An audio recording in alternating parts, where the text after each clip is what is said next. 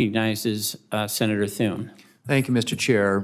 First of all, I want to offer my deepest sympathies to the residents of East Palestine, as well as express my gratitude for the first responders, NTSB investigators, and other officials who arrived and have remained on scene since the derailment. Railroads remain one of the safest ways to transport all types of freight, including hazardous materials. However, the derailment in East Palestine serves as a stern reminder of the importance of this committee's vigilance in ensuring that agencies and railroads faithfully implement and enforce requirements set in place by Congress. The strongly bipartisan FAST Act, which was signed into law in December of 2015, included an expansive hazardous materials title, much of it directly responsive to the tragic derailment at Lac-Mégantic and others like it. This title set forth new, stringent requirements for the operation of high-hazard flammable trains and a schedule for complete replacement and retrofit of all tank cars carrying Class 3 flammable liquids, both meant to reduce the impacts of future derailments. Unfortunately, other rail safety requirements from the FAST Act are still pending on the regulatory agenda, something that this committee needs to work to correct. I hope the discussion today remains focused on solutions directly responsive to what we know about the underlying causes of this derailment and avoids talk of imposing restrictive requirements that decrease the efficiency of rail operations without proven data-driven benefits to safety. Chair Homendy, first of all, I want to thank you and your team for NTSB's leadership during the response and ongoing investigation into this unfortunate accident. In response to a requirement from the Rail Safety Improvement Act of 2008, the FRA finalized the Risk Reduction Program rulemaking in 2020 and subsequently approved the plans submitted by all Class 1 railroads. Could you describe why a safety management system like the Risk Reduction Program is so important to managing risk and improving safety? It's critically important, and we recommend it in all modes of transportation, that operators are proactively identifying risks and addressing them before tragedies occur. And then as well, having a just safety culture so that employees are emboldened to speak up when safety concerns arise.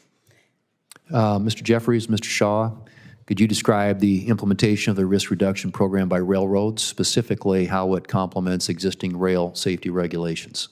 Thank you, Senator. As you mentioned, all 7 Class 1s have RRPs in place that have now been approved by the FRA, and I think the basis of them is that each railroad, because of the unique operating characteristics of that railroad, takes a risk-based approach to addressing potential issues on its railroad. It allows the opportunity to test out ways to address that and rinse, repeat, and adjust as time goes by versus a more command and control one-size-fits-all. So we're very early in the stage.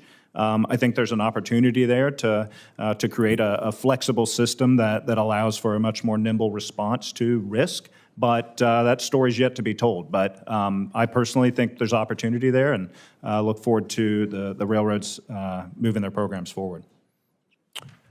Mr. Comstock, Section 7302 of the FAST Act required the Pipeline and Hazardous Materials Safety Administration, or what we refer to as PHMSA, to finalize a rule requiring railroads to provide real-time emergency response information to first responders on trains carrying hazardous materials. Unfortunately, that last requirement has languished since PHMSA issued an advance notice of proposed rulemaking in 2017, despite an updated deadline of December 2022 in the Infrastructure Investment and Jobs Act. So, Chief, it seems to me that this type of information would have been extremely helpful to the first responders in East Palestine. Would you agree? Yes, absolutely.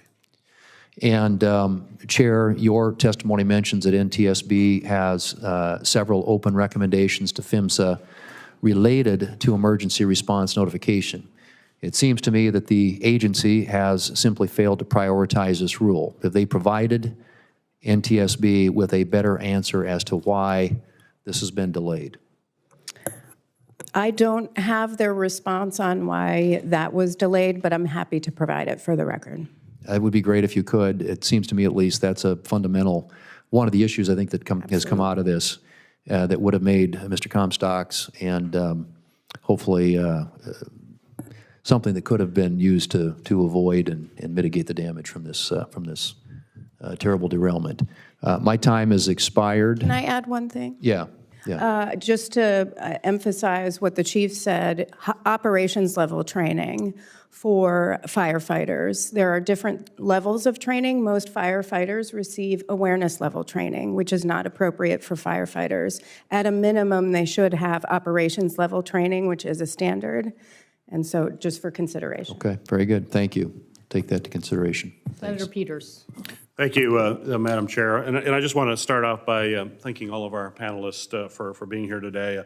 I chair the Surface Transportation Subcommittee